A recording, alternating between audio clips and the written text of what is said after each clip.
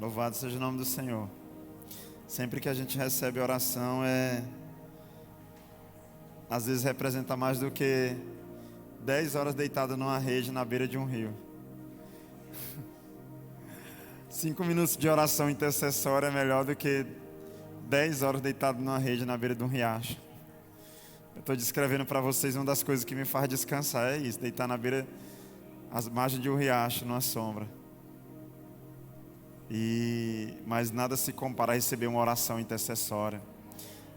Uma das melhores sensações para um cristão, para um ministro, é saber que tem pessoas orando por ele. É saber que alguém ora por você, né?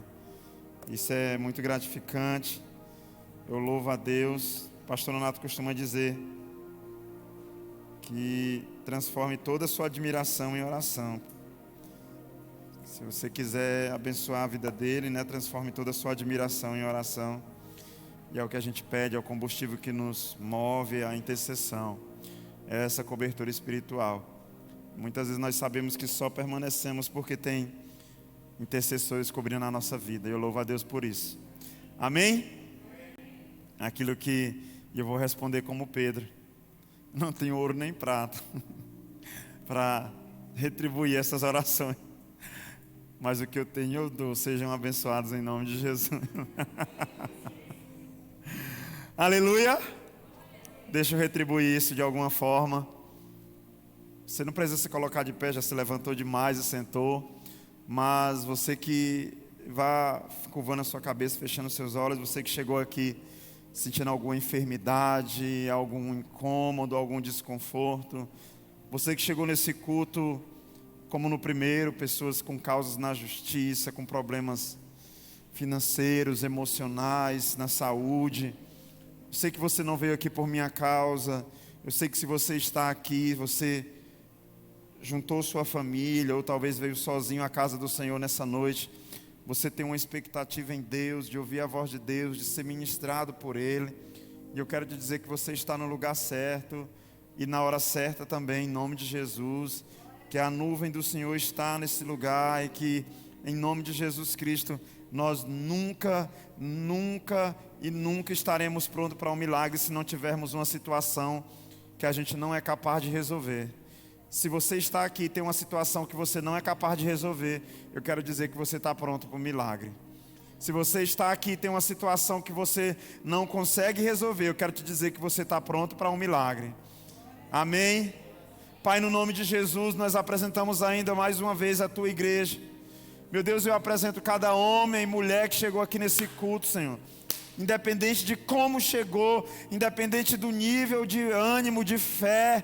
Meu Deus, eu quero unir a minha fé, a da igreja em concordância, Pai, e apresentar cada homem, mulher, jovem, idoso, criança, aqui neste templo, Senhor, e te pedir, meu Deus, Tu que sonda e nos conhece, o Senhor que sabe o motivo pelo qual cada pessoa saiu de sua casa e decidiu vir a este culto, aquele que nos acompanha pela transmissão na internet, onde chegar o som da minha voz ou essa imagem. Pai, eu quero te pedir uma visitação poderosa do Teu Espírito. Senhor, Tu que nos conhece, o Senhor que é capaz de saber, meu Deus, onde fica a divisão de cada parte do nosso corpo, que tem contado cada osso, cada músculo, cada fio de cabelo da nossa cabeça. Meu Deus, tem misericórdia de nós. Todos aqui que têm uma situação que não podem resolver, eu quero declarar que esse é um ambiente, um cenário perfeito para um milagre. Se aqui tem uma esposa que ora pelo marido, meu Deus, aonde ele estiver agora, que o Senhor alcance, que o Senhor toque com a Tua mão poderosa, Senhor, que o Senhor gere, meu Deus, vontade, sede, saudade pela Tua presença, Senhor. Se tem homens que oram pela sua família, pela sua esposa, por filhos, Senhor, onde essa pessoa estiver, que ela sinta-se, meu Deus, desesperada pela Tua presença, pelo Teu amor. Nós oramos por salvação neste momento. Alcança, Senhor, eu profeticamente libero aqui declarando que Toda família hoje incompleta, um dia estará completa na tua casa, Senhor. Um dia estará o pai, a mãe, o filho, a esposa, o esposo. Meu Deus, um dia estarão todos reunidos. Tem cadeira para todos, estará a família completa, te louvando, celebrando o teu nome, Senhor Jesus. Meu Deus, apressa essa obra. A começar de mim, todos têm alguém afastado, desviado na sua família. Alguém que um dia chorou na tua casa, alguém que um dia te serviu, meu Deus. E hoje está frio, hoje está longe, hoje está afastado. Jesus gera uma fome, uma sede no espírito de cada um. Traz de volta, apressa esses pés para caminharem de volta em direção à tua casa, Senhor. Meu Deus, em nome de Jesus, Senhor, eu declaro que já no próximo culto estarão aqui, Senhor. Ou para onde o Senhor determinar que congreguem. Meu Deus, no nome de Jesus, Senhor. Toda pessoa com dores na alma, com depressão, com crise de ansiedade, meu Deus, com espírito aprisionado, com a alma confusa, abatida, Senhor, tira toda a confusão, renova a mente através da Tua palavra, lâmpada para os nossos pés, meu Deus, é a Tua palavra, traz uma luz, clareia o caminho, clareia o entendimento da Tua igreja, meu Deus, a alegria do Senhor é a nossa força, lançar sobre Ti toda a nossa ansiedade, e nós lançamos sobre Ti toda essa ansiedade, e Te pedimos cura na alma, cura na mente, nas emoções, Senhor, em nome de Jesus. E toda angústia que persegue na madrugada, toda insônia, toda perturbação, toda perseguição, nós repreendemos na autoridade que há no nome de Jesus nesse momento, e declaro que aquele que não dormia vai ter sonhos proféticos. Vão deitar e vão dormir, porque só o Senhor pode conceder isso, Jesus. Meu Deus, alcança aqueles que estão com problemas financeiros, endividados. Traz estratégia de negócio, Senhor. Como diz, meu Deus, o teu filho Marcos vem com todos os, meu Deus, os direitos trabalhistas que alguém pode ter. Abençoa, abre as portas financeiras, Senhor. Visita os celeiros, transborda, Senhor, em nome de Jesus. Nós oramos declarando, Senhor, que nós estamos aqui por Tua causa, pela Tua presença, por causa do Senhor, meu Deus. E sempre que estivermos aqui por causa do Senhor, não sairemos frustrados, não sairemos decepcionados, não sairemos com a sensação de que o Senhor é surdo, é mudo, meu Deus, mas sairemos com a sensação de que falamos com Deus, de que o Senhor ouviu a nossa oração e respondeu ela, Senhor. Meu Deus, em um nome que é sobre todo nome, o nome de Jesus Cristo, aquele que um dia se dobrará todo o joelho no céu, na terra e debaixo da terra, aquele que toda língua um dia confessará que Ele é o Senhor, para a glória de Deus Pai. A Ele nós oramos, a Ele a honra, a glória e o louvor, o senhorio, a majestade. Amém. Aleluia. Glória a Deus. Se você crê, dê um glória ao Senhor, aplauda o nome dEle. Jesus. Meus irmãos, a gente está vindo de um final de semana extraordinário. Ontem tivemos uma vigília poderosa. A coisa que a gente menos fez foi dormir. O ministério de louvor aí, que o Senhor renove as forças de você. Ainda tem uma conferência aí no final de semana. O pessoal da mídia que tem trabalhado bastante aí, louvado seja Deus. Ore pela mídia da igreja, ore pela consolidação, ore pela intercessão, pelo teatro, pelo louvor, pelo ministério infantil. Ore por todo tipo de crente dessa igreja que serve de alguma forma, para que Deus traga renovo. Amém? Meus irmãos, o título dessa mensagem é um pouco daquilo que o Senhor tem ministrado muito ao meu espírito esses dias. O que realmente importa para Deus? Se você puder anotar o que realmente importa para Deus.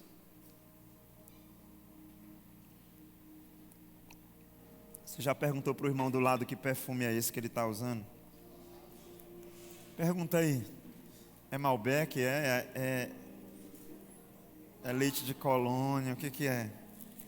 Agora você fala assim para ele: eu já sei o que é. É o bom perfume de Cristo na tua vida. Fala aí. Fala, eu já sei o que é, irmão. Isso é o bom perfume de Cristo na tua vida. Deixa exalar, deixa sair. Deixa exalar esse bom perfume. Que o mundo cheire, que o mundo saiba que existe um Cristo na tua vida em nome de Jesus. O que realmente importa para Deus. Meus irmãos, a gente passa parte do nosso dia, da nossa semana e do nosso ano lutando para conquistar coisas, lutando para alcançar coisas. Agora deixa eu te fazer uma pergunta.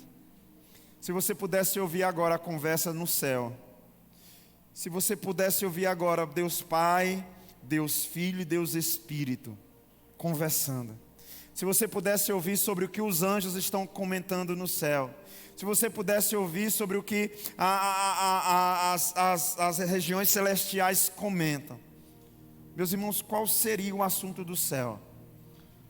Nós estamos em um mundo, você que assiste jornal tem visto, Manaus, a crise que está, ilhas isoladas, pessoas passando fome, peixes morrendo, Ucrânia, Rússia em conflito, Israel e os palestinos, povo judeu e palestinos, guerra na faixa de Gaza, ameaça o tempo todo de outras nações, países pedindo a Deus para o outro dar um sequer toque a favor para entrar na guerra. Nós temos visto a guerra, a fome, a miséria, a violência. Será qual é o assunto comentado no céu nesse tempo, meus irmãos? O que realmente importa para Deus? O texto base está no livro de Lucas, capítulo 10, verso de número 25. É a parábola do bom samaritano. Nós temos os evangelhos Mateus, Marcos, Lucas, que são sinóticos, que compartilham dos mesmos textos, muitas vezes das mesmas passagens bíblicas. Temos João, que descreve sobre uma ótica diferente o ministério de Jesus terreno. Mas essa passagem, você só vai encontrar ela em Lucas. É uma narrativa, como eu compartilhei um pouco ontem na vigília, que revela muito sobre o que importa para Deus e o que realmente importa para o Senhor nesse tempo. Nós estamos vivendo os últimos dias nessa terra. Eu dizia que Jesus estava em Açailândia já, mas eu estava enganado, meus irmãos. Ele já está bem na 1700 já. Chegando na Lagoa Verde. Daqui a pouco passa pelo açaí ali. E nós precisamos nos perguntar o que tem movido o coração de Deus nesse tempo. Nós precisamos nos perguntar atrás de que a gente tem corrido. Tem uma canção da Heloísa Rosa que ela diz: busco na vida tantas coisas que nem sei por que razão. Fortaleço minha vontade para que tudo aconteça.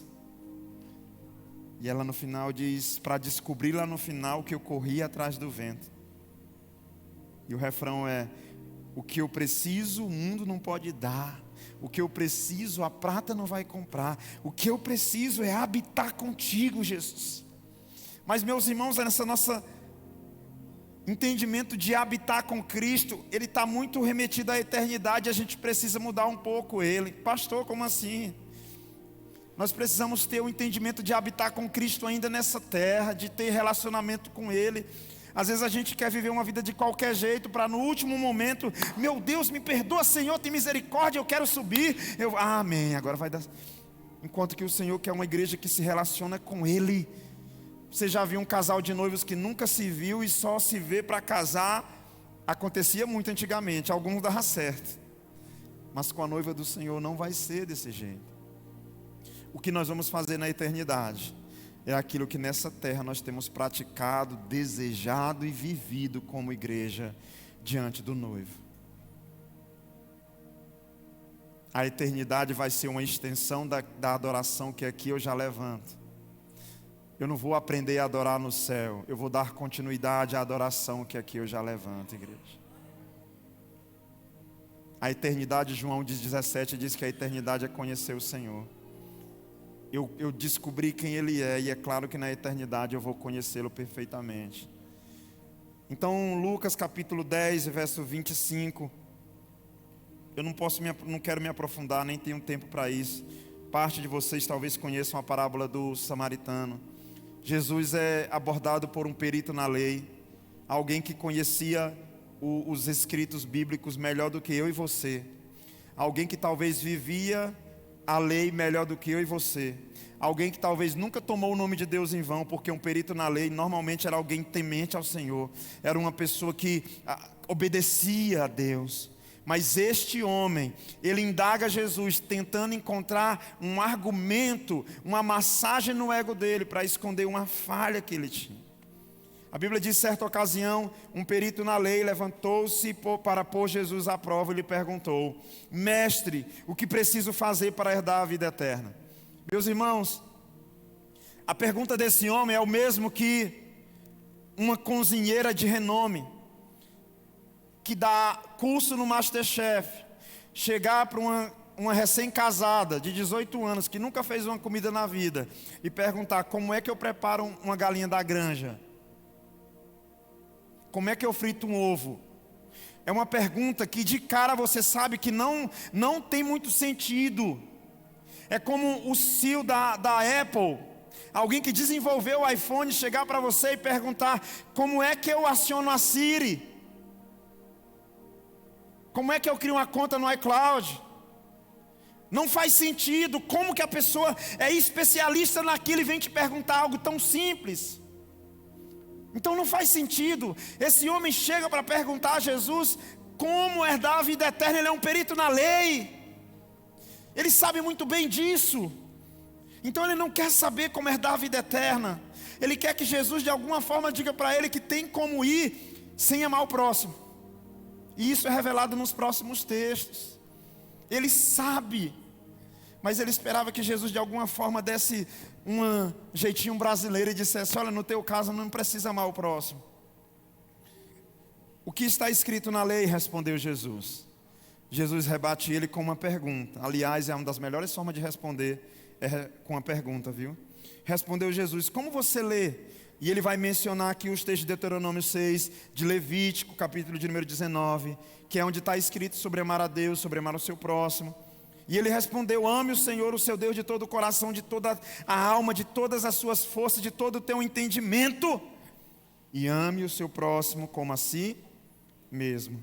Disse Jesus: você respondeu corretamente, vai e faça isso, e viverá. Amém. Aqui é um viverá no sentido de eternidade. Vá, faça isso e você herdará a vida eterna. Vá, faça isso no verso 28 e você viverá eternamente. E aí ele diz: mas querendo justificar-se, ou seja, querendo de alguma forma que Jesus desse uma legalidade para ele não amar o próximo, ele pergunta: e quem é o meu próximo? Mas Jesus, quem é o meu próximo? Meus irmãos, o teu ano pode estar sendo de diversas formas. Essa semana o Pedro me mandou um hino que eu gosto muito: o valor de uma alma. Não sei se você já escutou esse hino.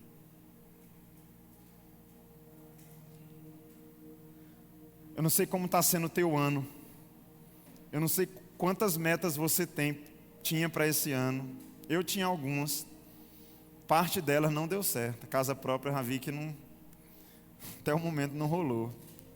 A viagem para as Maldivas também, aniversário de casamento. Vou falar para minha esposa, foi aquela ida lá na Praia do Cacau mesmo lá.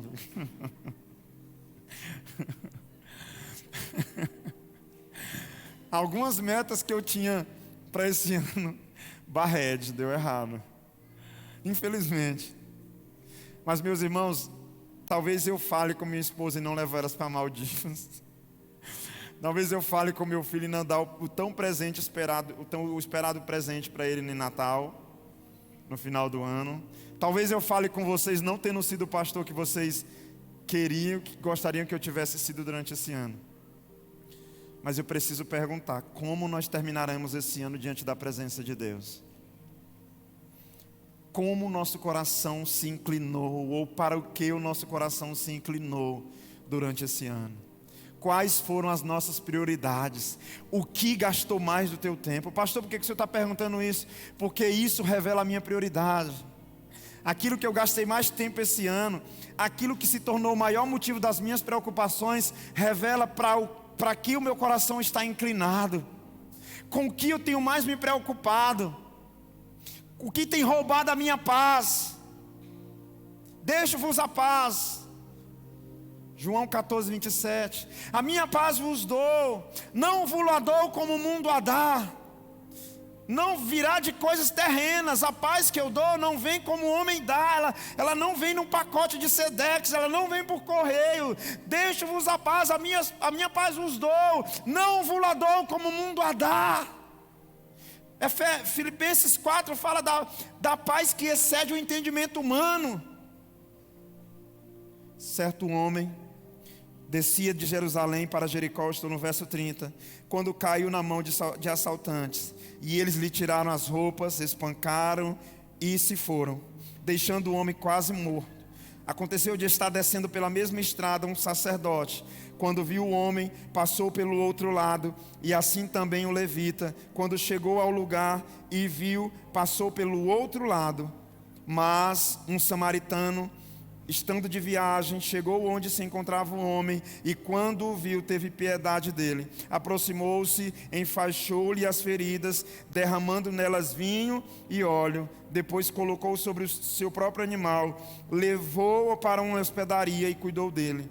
No dia seguinte, deu 2 denários ao hospedeiro e lhe disse: cuide dele, quando eu voltar pagarei toda a despesa que você tiver. Qual desses 3 você acha que foi o próximo do homem que caiu na mão dos salteadores? Aquele que teve misericórdia dele, respondeu o perito na lei. Jesus lhe disse: vá e faça o mesmo. O que realmente importa para Deus? Meus irmãos, talvez a parábola do samaritano seja a parábola mais atual que a gente possa ler na Bíblia. É possível de hoje você ter passado no teste da parábola do bom samaritano. É capaz de hoje, na tua vinda para a igreja, enquanto você foi comprar pão, no teu caminho para algum lugar hoje, para a casa da sogra, casa da mãe, domingo é dia de não botar comida no fogo, né? Você só leva o suco. É capaz de, durante esse rápido momento, você ter vivido a parábola do bom samaritano. E é capaz de os anjos terem orado para você e você ter passado no teste, ou não. Mas essa é uma parábola atual. Existem assuntos que Deus tem inclinado o coração dele, e existem assuntos que não é pecado, mas que não devem roubar o centro do nosso coração.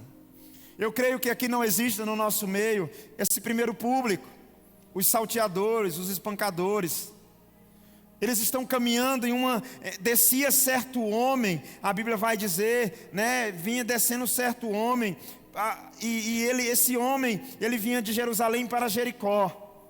Talvez você já leu essa parábola. Dá 27 quilômetros de Jerusalém para Jericó. Tem partes que é muito profundo. Cadê o pessoal? Cadê o Edilson? Está aí, o ciclista? Tem uma parte que dá 1.200 de altimetria. Isso é um lugar muito alto, um morro muito alto. É um caminho difícil. Era um caminho famoso por roubos, assaltos. Mas é nesse caminho que vinha o assaltante, que tinha um homem caído, que tinha o sacerdote e o levita. O sacerdote naquele tempo era responsável pela adoração no templo, pelo culto ao Senhor. Ele era uma espécie de mediador. E o levita é um auxiliar do sacerdote. Ele prestava assistência ao sacerdócio dentro do templo. E esses dois que deveriam representar o povo de Deus, eles acabam ignorando aquele homem caído. Meus irmãos, o que realmente é importante para Deus nesse tempo? O que tem feito eu e você parar? O que tem feito a gente gastar tempo? E eu preciso que a gente entenda a percepção do próximo. Aquele perito na lei, ele pergunta: quem é o meu próximo? Ele queria que talvez Jesus dissesse assim: olha, o teu próximo é aquele que te faz bem. O teu próximo é o teu patrão, que no final do ano te dá uma cesta básica, te dá uma premiação, participação nos lucros da empresa. Esse é o teu próximo. Uau, obrigado, Jesus. E Jesus diz: o teu próximo, sabe quem é? E ele conta o exemplo de algumas pessoas e ele pergunta: quem você acha que foi o próximo? Então, meus irmãos, eu entendo que o próximo não é alguém que aparece no meu caminho. Preste atenção nisso. O nosso próximo é alguém que você decide parar para se colocar no caminho dessa pessoa. A gente tem vivido de um pensamento de que o próximo é alguém que vier me procurar pedindo oração. Não, meus irmãos. Esse é um tempo da gente entender que o teu próximo é aquele que dentro da sua sala de aula, dentro da sua faculdade, no seu ambiente de trabalho, você não vai esperar ele te procurar para pedir oração. Você vai ter uma percepção espiritual daqueles que estão aflitos, doentes, moribundos, e você vai parar o que você está fazendo e vai até essa pessoa e se colocar no caminho dela. É diferente dela aparecer na tua frente. É um tempo da gente se colocar na frente daqueles que realmente precisam de ajuda. É uma percepção, é um olhar de misericórdia na vida das pessoas. A Bíblia conta que passou o sacerdote e o levita e eles não observaram. E talvez alguém diga: pastor, mas o sacerdote não podia tocar em alguém morto. Talvez ele pensou que esse homem estava morto, porque um sacerdote, se toca em alguém que está morto, ele é considerado impuro. Bem-vindo à religiosidade. Muitas vezes a gente está tão focado em fazer algo para Deus, em vir para a igreja, que a gente não percebe o nosso vizinho. A gente está tão focado em chegar do outro lado do oceano, que a gente não consegue atravessar a rua para dar bom dia para quem mora em frente a gente há 10, 15, 20 anos. É perigoso, irmãos, nessa geração, você passar 10 anos morando de frente para alguém, e você está querendo cruzar o oceano e ser missionário do outro lado do mundo. E você está querendo fazer uma obra gigantesca aqui na igreja local. E você quer cruzar a cidade toda. O seu chamado é para cruzar a cidade toda. Mas você nunca foi capaz de cruzar, atravessar a rua, para de alguma forma alcançar aquele que está do lado da tua casa. E a gente que nunca foi capaz de atravessar a rua para oferecer uma ajuda, daqui a pouco atravessa a rua para oferecer uma rifa para o vizinho comprar, para nós viver o nosso propósito missionário. O que realmente importa para Deus? O que tem sido no céu aquilo que Deus tem inclinado o coração dele? Qual é o real valor de uma alma, meus irmãos? Onde estão os samaritanos? O samaritano era o mais improvável. Existe até hoje um conflito entre judeu e samaritano. O judeu considera o samaritano um povo misto, um povo impuro, e os samaritanos têm um repúdio para os judeus. Então aquele homem, a Bíblia não diz, mas ele provavelmente era um judeu, e ele foi ajudado por um samaritano, o mais improvável. A gente vive um tempo em que a gente direciona para as pessoas quem pode ajudar. Eu estou precisando de ajuda, procura o irmão Zé Dinaldo, ele mora perto da igreja, ele vai te ajudar. Eu estou precisando de ajuda, procura a pastora Tainá, vai lá onde o líder tal. A gente aponta, mas a gente não é capaz de dizer: chegou na pessoa certa, eu sou a pessoa que vai te ajudar. E nós vivemos um tempo tão raso que os nossos ministérios eles estão condicionados a objetos. Eu sou pregador porque eu tenho um microfone. Se alguém desligar o meu microfone, morreu o meu ministério, acabou o meu ministério, acabou o meu chamado. Aquele samaritano dificilmente tinha uma mídia tirando a foto dele dizendo: gente, curte aí, marca aí para dar engajamento, bastante arroba para o samaritano, que é para o canal dele crescer no YouTube. Não. Ele fez o que tinha que ser feito. Ele usa o dinheiro que ele tinha, o recurso que ele tinha. Ele aplica os cuidados necessários para que aquele homem fosse recuperado. E Jesus pergunta ao perito da lei: quem você acha que foi o próximo daquela pessoa? Um das logos da Igreja Nova Aliança é amar a Deus e amar pessoas. Isso não é do pastor Nonato, isso é bíblico. Amar a Deus sobre todas as coisas e ao teu próximo como a ti mesmo. Eu quero te dizer que nós vamos sim prestar conta de muitas coisas que a gente faz, mas no peso da balança de Deus, as almas pesarão mais. O que a gente fez pelas almas. Você já leu o livro Paixão pelas Almas? Oswald Smith. Leia esse livro.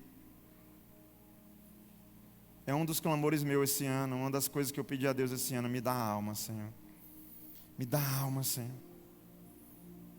Irmãos, nós estamos no final de outubro. Quantas pessoas moribundas, espancadas nós passamos durante o nosso dia a dia? A parábola do bom samaritano nos abre um alerta sobre o ativismo religioso. Fazer coisas demais, ir de um lado para outro, e no final ter gastado as nossas energias correndo atrás do vento. Uma canção do Fernandinho que há uns 13 anos atrás queimou muito no meu coração. Eu era solteiro, eu não tinha recebido completa revelação do meu ministério ainda, ou uma certificação de que eu viveria isso. Era algo muito abstrato ainda. E eu lembro que o refrão dessa canção dizia: eu quero amar como tu ama. Eu quero me importar com o que o Senhor se importa, fazer obras maiores. Eu quero estar em meio à multidão de curados e remidos. É lá que eu quero estar, onde a tua glória estiver. E eu dizia para o Senhor Jesus: é isso que eu quero para o meu ministério, é isso que eu quero para a minha vida, Senhor. Eu quero amar o que o Senhor ama, eu quero me importar com aquilo que o Senhor se importa. Meus irmãos, que relacionamento de noivo e noiva é esse, onde o noivo tem uma prioridade e a noiva tem outra? Onde não existe entendimento, consentimento sobre aquilo que é prioridade. A prioridade é a casa própria, não, a prioridade é a festa. A prioridade é os convidados, não, a prioridade é o carro que a noiva vai chegar. A prioridade é a iluminação, não, a prioridade é a comida para os convidados. Precisa haver uma concordância, porque se aqui não há concordância, como vai existir uma eternidade, meus irmãos? O que ligares na terra será ligado no céu, o que desligares na terra será desligado no céu. O poder de concordância da igreja com as coisas eternas. O que realmente importa para Deus? Eu estou terminando esse ano me importando com aquilo que Deus se importa? Ou eu estou, meus irmãos, olhando demais para aquilo que é fútil, que é passageiro? Você sabe o valor de uma alma? Você sabe que nesse exato momento tem pessoas perdidas. Você sabe que nesse exato momento tem pessoas abandonadas. Você já viu como alguém acha chato quando a gente vai orar na hora do almoço? Uma das coisas que eu faço é, quando eu vou me alimentar, apresentar o pobre, o órfão, a viúva, o necessitado. Mas tem aquele povo que acha a gente chato. Pastor, ora pelo almoço. Senhor, abençoa a mesa do pobre. Ah, meu Deus, que até terminar essa lista. Abençoa a mesa da viúva, do necessitado. Meus irmãos, o crente que se inclinar para aquilo que o coração de Deus está inclinado, é o crente que vai viver o profético de Deus para esse tempo. O tempo que se inclinar, o crente que se inclinar para aquilo que o coração de Deus está inclinado, é aquele que vai viver o profético de Deus nesse tempo. Eu posso gastar 10 dias no monte orando e ser tudo vaidade, e o irmãozinho orar meia hora no quarto dele, e Deus vir com a presença da glória dele. Por quê, pastor? Porque eu posso passar 10 dias no monte orando pelo meu milésimo par de sapato, orando pela minha TV de plasma de 800 polegadas. Pastor, isso não é pecado. Não é pecado. Mas e se Deus não estiver nem um pouco interessado em me dar isso? E se Ele quiser que no lugar de mais uma TV para botar no quarto, eu gaste um pouco mais das minhas finanças e compre uma cesta básica e entregue para alguém? Então não é sobre o quanto eu oro, é sobre a percepção pelo que eu devo orar nesse tempo, meus irmãos. Qual é a prioridade do céu? Existe um paradoxo, meus irmãos, na nossa caminhada. O perito na lei diz: como eu herdo a eternidade? Aí Jesus diz: o que diz a lei? E ele menciona Levítico, Deuteronômio, Levítico 6, Deuteronômio 19. Então ele diz: olha, diz, amar a Deus sobre todas as coisas e ao teu próximo como a ti mesmo. E Jesus diz: muito bem, respondeu certo. E ele diz: quem é o meu próximo? Presta atenção. Como alguém é capaz de se olhar todos os dias? Amor próprio é uma coisa linda, né? Amor próprio é uma coisa linda.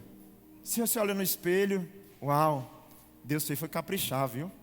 Rapaz, quem casar contigo vai ser abençoado demais.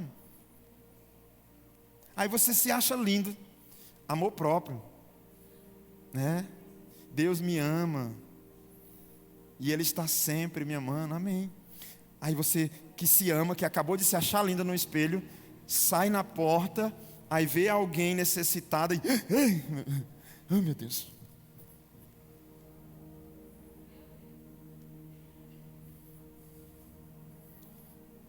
A parábola do bom samaritano talvez seja a parábola mais atual, onde nós mais estamos sendo testados e provados.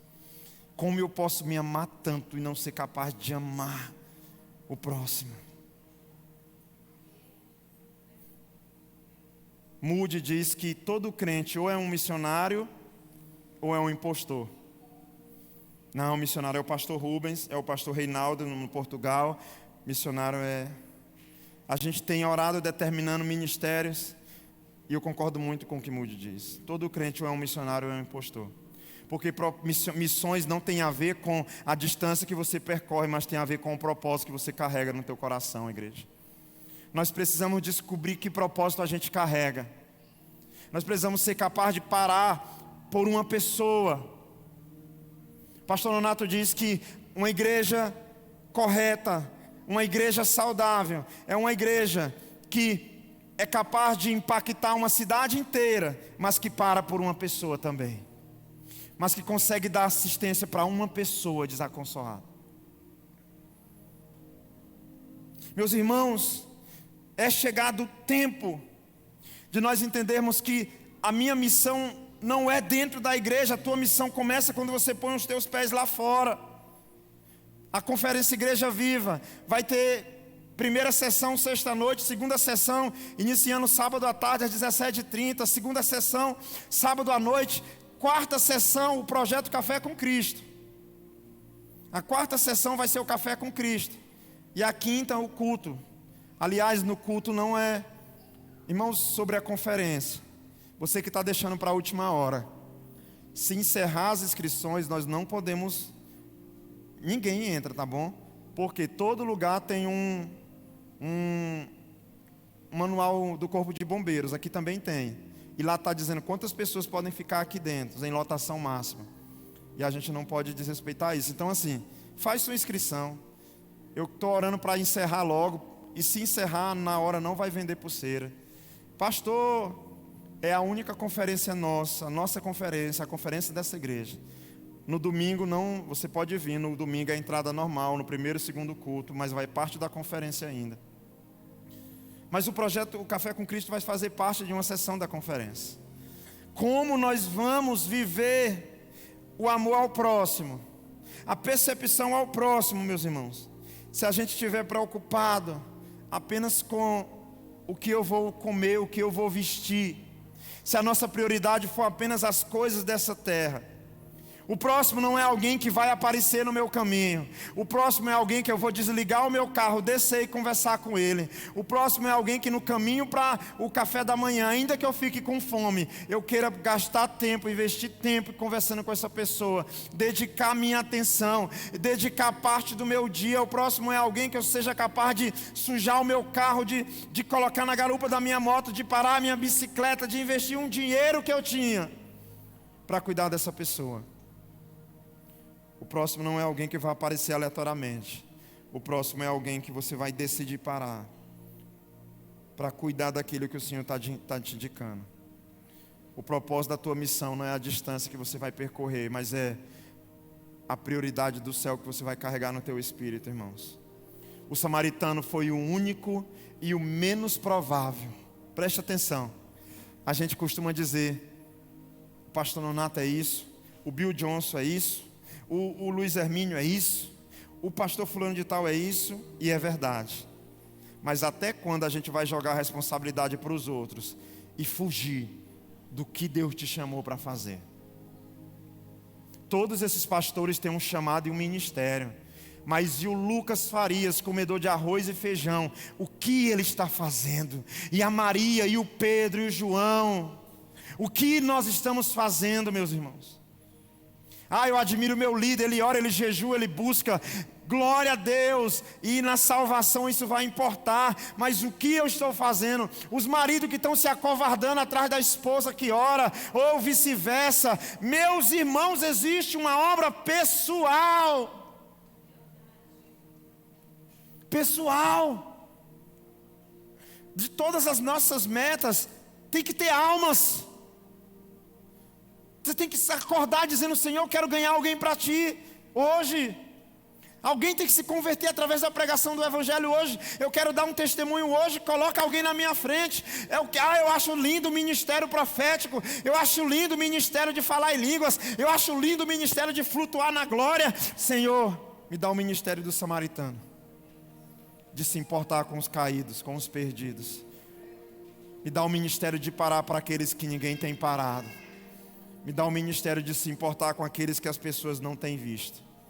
Que aquele que tem ouvidos, aquele que tem olhos, veja. Aquele que tem pés, apressa a obra. Aquele que tem mãos, abrace. Aquele que tem coração, sinta.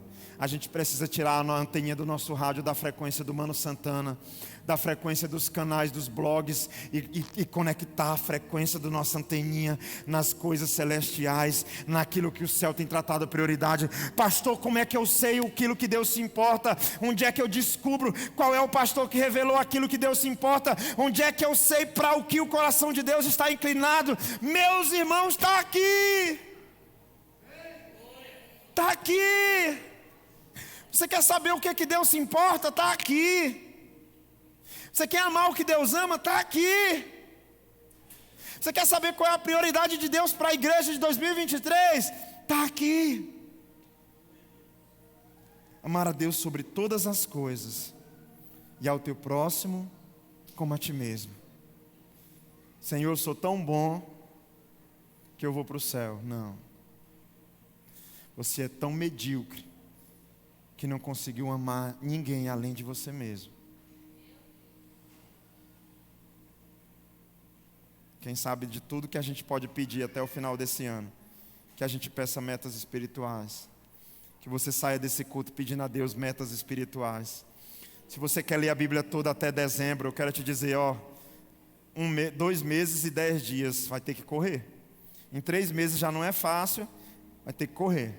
Se você quer ganhar almas, dá tempo. Agora está tendo festa em algum lugar aí. Olha para o céu e vê aquela luzona que fica assim.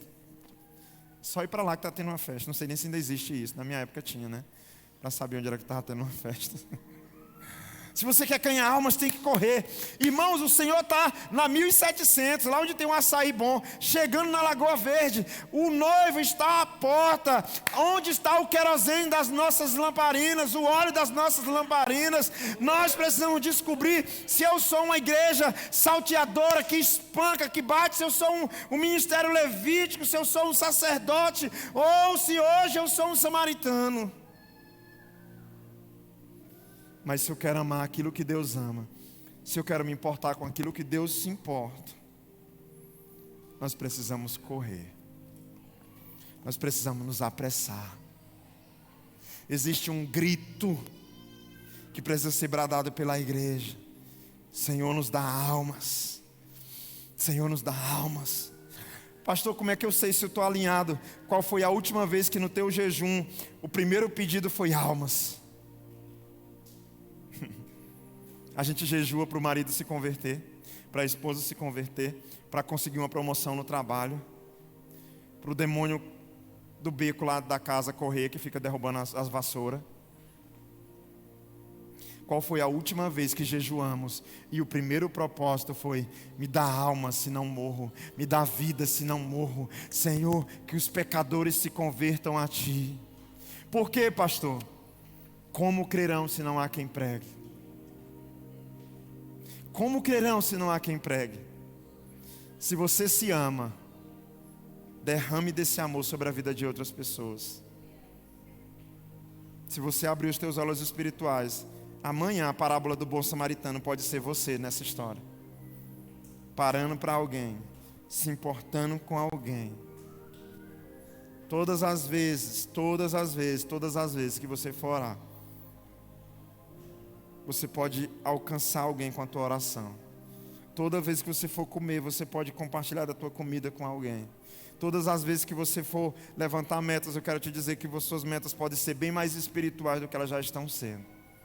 Mas a gente precisa pedir a Deus uma percepção da eternidade, um alinhamento profético com aquilo que os céus têm vivido, com aquilo que é importante para Deus nesse tempo. E nós temos pouco tempo. Eu tenho uma boa notícia para vocês. A boa notícia é que ainda dá tempo. Graças a Deus. Amém? Mas eu tenho uma terrível notícia. Esse tempo não é tão grande assim. Ele é pouco. Nós temos pouco, ainda tem tempo, mas esse tempo é pouco. Nessa ampulheta de Deus, a areinha está caindo muito acelerada. Se coloque de pé.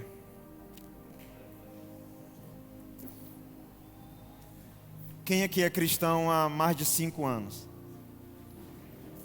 Ok, baixa a mão, por favor. 10 anos. 10 anos. Começa a diminuir. Baixa a mão. 15. Vai baixar 20. Cristão há mais de 20 anos. Talvez você chegou a ver o que eu vou falar agora. Mas a oração dos crentes que antecederam a gente, elas eram orações mais puras. Eu lembro da oração dos meus tios, que foram as influências cristãs que me fizeram chegar aqui. Meus irmãos, a oração deles não tinha vaidade, não tinha luxo, não tinha soberba. A oração deles era para ir morar no céu, era para Deus converter os pecadores a Ele. Pastor, eu quero um ministério para esse tempo.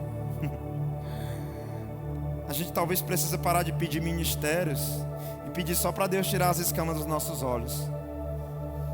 Já vai ser um avivamento muito grande. Foi isso que aconteceu com Paulo. A gente perceber aquilo que Jesus percebe, a gente se importar com aquilo que Jesus se importa. Então, essa é uma conclamação para fazermos jejuns espirituais, propósitos espirituais, onde nesse jejum